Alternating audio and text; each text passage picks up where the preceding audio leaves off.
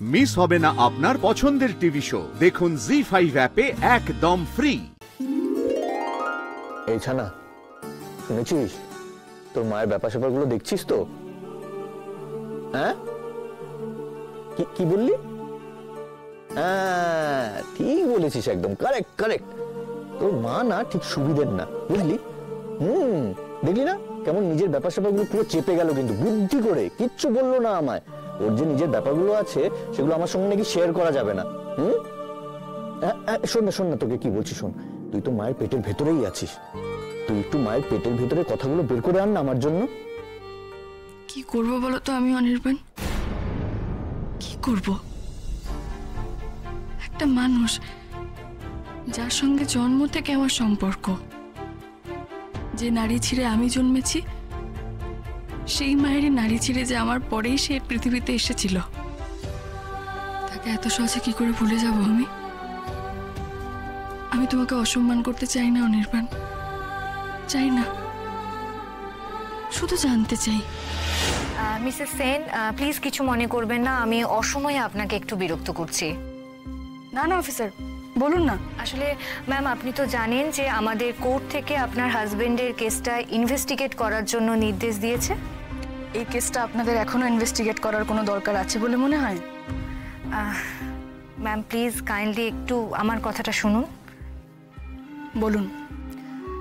আমি আপনাকে আনঅফিশিয়ালি, মানে অফ দ্য রেকর্ড এটা বলতে পারি যে আমার সেদিন থেকেই ধারণা এটা একটা ফেক কমপ্লেন কেস।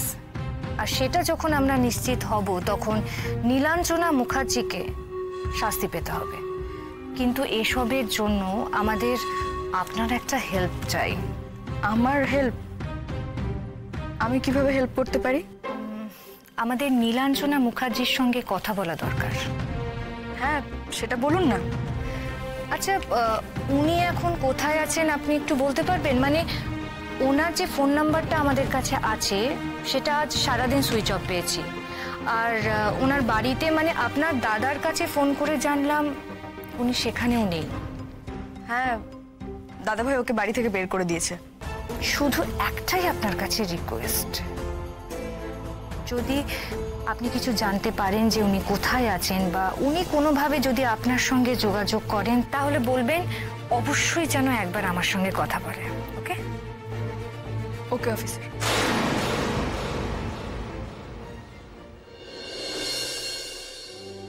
আমার সব থেকে বেশি কি খারাপ লাগছে জানো?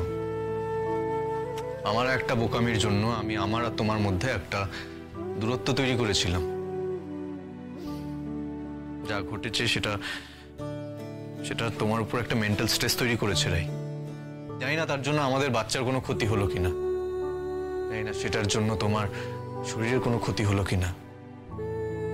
এটা মনে পড়লো আমার নিজের হাত কামড়াতে ইচ্ছে করছে। আমি কি করে এরকম একটা বোকামি করলাম?